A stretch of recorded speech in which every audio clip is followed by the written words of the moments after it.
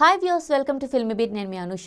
మలయాళ super star Mohan Lal కు భారత cinema రంగంలో అత్యున్నత గౌరవంగా భావించే దాదాసాహెబ్ ఫాల్కే అవార్డు వరించింది. భారత ప్రభుత్వం 2023 సంవత్సరానికి గాను ఆయనకు ఈ అవార్డును ప్రకటించింది. 4.5 దశాబ్దాలుగా సినీ రంగానికి ఆయన చేసిన సేవలకు గుర్తుగా ఇండియన్ సినిమా అభివృద్ధికి కృషి చేసినందుకు ఆయనకు ఈ లైఫ్ టైమ్ అచీవ్మెంట్ అవార్డు దక్కింది. సెప్టెంబర్ 23న 71వ నేషనల్ ఫిల్మ్ అవార్డ్స్ ప్రధానోత్సవ కార్యక్రమంలో ఈ పురస్కారాన్ని మోహన్ లాల్ కు అందజేయనున్నారు. ఈ నేపథ్యంలో అసలు దాదాసాహెబ్ ఫాల్కే ఎవరు? ఆయన్ను ఫాదర్ ఆఫ్ ఇండియన్ సినిమాగా ఎందుకు పిలుస్తారు? భారతీయ చిత్ర పరిశ్రమ అభివృద్ధికి ఆయన చేసిన కృషి ఏంటి? ఈ అవార్డును ఎప్పుడు ఏర్పాటు చేశారు? మోహన్ లాల్ కంటే ముందు ఎంతమందికి ఈ అవార్డు ఇచ్చారు? దాదాసాహెబ్ ఫాల్కే అందుకున్న తెలుగు వాళ్ళు ఎవరు? ఈ వీడియోలో మనం తెలుసుకుందాం.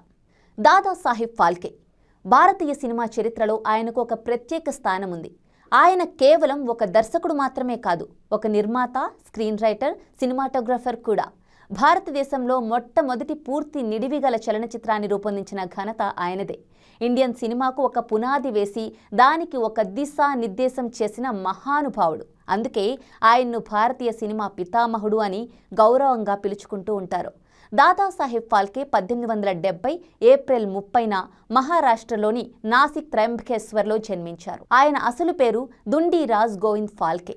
చిన్నతనం నుంచి కళలపై మక్కువ ఉండేది. ముఖ్యంగా చిత్రలేఖనం, శిల్పకళ, ఫోటోగ్రఫీపై ఆసక్తి చూపించేవారు. ఈ క్రమంలోనే ఆయన ముంబైలోని సర్ జేజే స్కూల్ ఆఫ్ ఆర్ట్లో చేరి చిత్రలేఖనం, ఫోటోగ్రఫీలో శిక్షణ పొందారు. ఆయన ఫోటోగ్రఫీలో మంచి నైపుణ్యం సాధించిన తర్వాత సొంతంగా ఒక ఫోటో స్టూడియోను కూడా ఏర్పాటు చేసుకున్నారు. 1903లో బ్రిటిష్ ఇండియాలో ఆర్కియాలజికల్ డిపార్ట్మెంట్లో డ్రాఫ్ట్స్మెన్ ఫోటోగ్రాఫర్గా పనిచేశారు.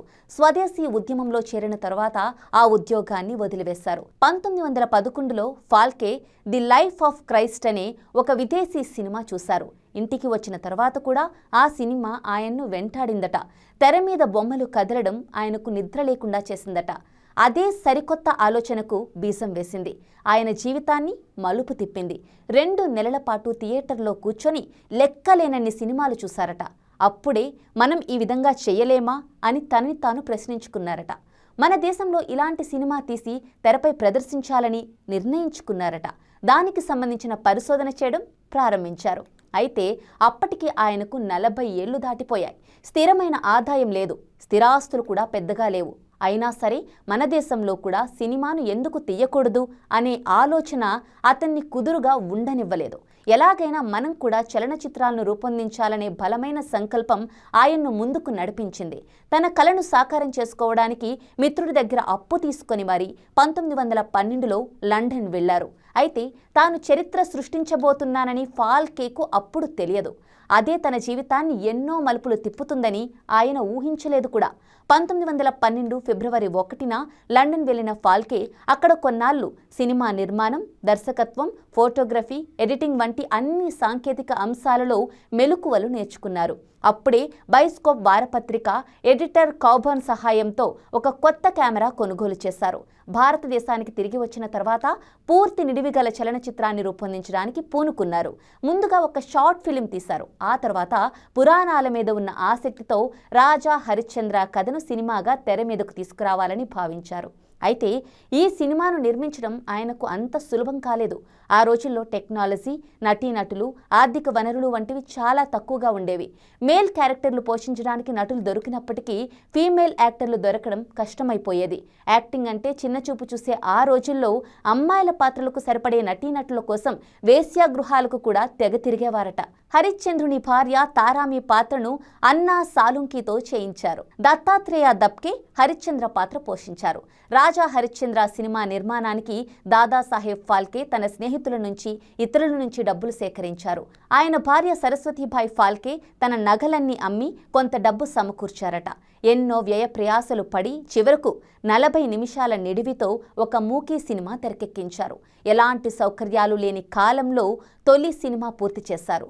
దీనికి ఫాల్కే దర్శకత్వం వహించడమే కాకుండా నిర్మాతగా, ఎడిటర్గా వ్యవహరించారు. త్రిబాంగ్ బి తెలంగ్ సినిమాటోగ్రఫీ నిర్వహించారు. 1913 ఏప్రిల్ 21న తొలిసారిగా ఒలింపియా సినిమా థియేటర్లో ప్రివ్యూ వేశారు.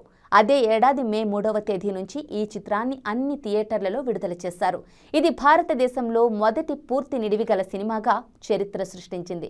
ఈ సినిమా సక్సెస్ కావడంతో ఆయనకు మరిన్ని సినిమాలు తీయడానికి ప్రేరణ లభించింది. ఇతరుల్లో సినిమాలు తీయాలనే ఆలోచన కలిగించింది. రాజా హరిశ్చంద్ర విజయం సాధించిన తర్వాత ఫాల్కే తన స్వగ్రామం నాసిక్కు వెళ్లి 3 నెలల్లో మోహిని భస్మాసుర అనే సినిమా తీసి 1914 జనవరిలో విడుదల చేశారు. ఇక 1914లో సత్యవాన్ సావిత్రి, 1917లో లంకా దహన్, 1918లో శ్రీకృష్ణ జన్మ, 1919లో కాళీ మర్దన్, 1923లో బుద్ధదేవ్, 1932లో సేతుబంధన్, 1937లో గంగావతరన్ వంటి మరికొన్ని చిత్రాలను దాదాసాహెబ్ ఫాల్కే రూపొందించారు. శ్రీకృష్ణ జన్మ, కాళీ మర్దన్ సినిమాలలో ఫాల్కే తన పెద్ద కూతురు మందాకినితో నటింపజేశారు. ఆమెనే తొలి భారతీయ బాలనటి. రాజా హరిశ్చంద్రలో హరిశ్చంద్రుని కుమారునిగా ఫాల్కే కుమారుడు బాలచంద్ర నటించారు. ఆయనే తొలి భారతీయ బాలనటుడు. ఫాల్కే భార్య సరస్వతి రాజా హరిశ్చంద్ర నిర్మాణంలో కీలక భూమిక పోషించారు.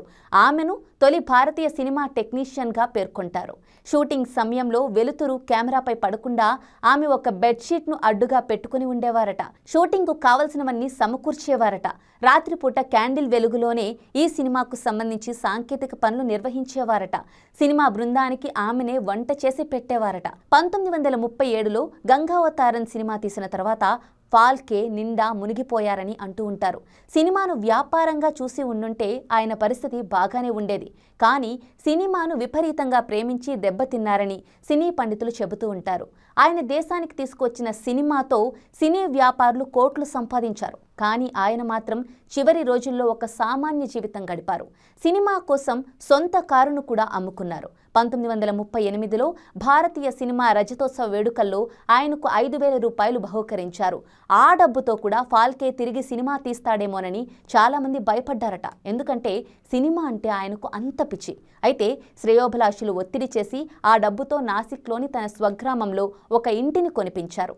అప్పటి వరకు ఫాల్కేకు సొంత ఇల్లు కూడా లేదు. చివరకు దాదాపు అందరూ తనని మర్చిపోయిన రోజుల్లో 1944 ఫిబ్రవరి 16న దాదాసాహెబ్ ఫాల్కే తుది శ్వాస విడిచారు. దాదాసాహెబ్ ఫాల్కే భారతీయ సినిమాకు చేసిన కృషిని గౌరవిస్తూ భారత ప్రభుత్వం 1969లో 100వ జయంతి సందర్భాన్ని పురస్కరించుకొని ఆయన పేరు మీద ఒక పురస్కారాన్ని స్థాపించింది. ఇది భారతీయ సినిమా రంగంలో అత్యున్నత పురస్కారంగా పరిగణించబడుతోంది.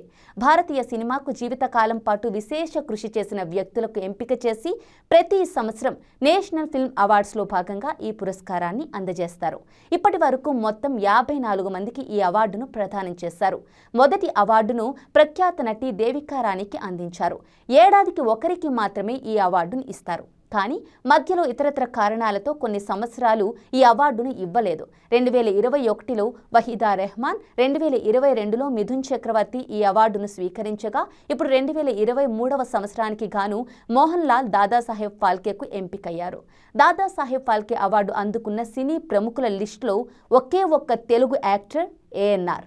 ఇక ఇప్పటి వరకు ఈ అవార్డు వరించిన వారి లిస్టు మనం చూసుకుంటే 1974లో B N Reddy, 1982లో LV Prasad, 1984లో Satyajit Ray, 1986 B Nagireddy, 1987 Raj Kapoor, 1989 Lata Mangeshkar, 1990 Akkineni Nageswararao, 1994 Dilip Kumar, 1995 Raj Kumar, 1996 Shivaji Ganesan, 2000వ సంవత్సరం ఆశా భోంస్లే, 2002 దేవానంద్, 2009 రామానాయుడు, 2010 బాలచందర్, 2014 శశి కపూర్, 2016 కె విశ్వనాథ్, 2018 అమితాబ్ బచ్చన్, 2019 రజనీకాంత్, 2023 మోహన్ లాల్ ఈ లిస్టులో ఉన్నారు.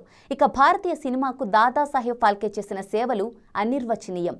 ఆయన సినిమా కల కన్నారు, ఆ కలను సాకారం చేశారు.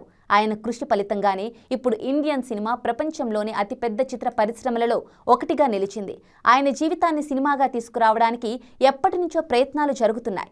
Father of Indian cinema Dadasaheb Phalke జీవితం ఆధారంగా ఇండియన్ సినిమాకు నివాళిగా మేడ్ ఇన్ ఇండియా చిత్రాన్ని ప్రకటించారు. దర్శకధీరుడు ఎస్ఎస్ రాజమౌళి సమర్పణలో నితిన్ కక్కర్ ఈ చిత్రానికి దర్శకత్వం వహించనున్నారు. మార్క్ స్టూడియోస్, షోయింగ్ బిజినెస్ బ్యానర్లలో వరుణ్ గుప్తా, ఎస్ఎస్ కార్తికేయ ఈ ప్రాజెక్టును నిర్మిస్తారు. ఫాల్కే పాత్రలో యంగ్ టైగర్ జూనియర్ ఎన్టీఆర్ నటించనున్నారని వార్తలు వస్తున్నాయి.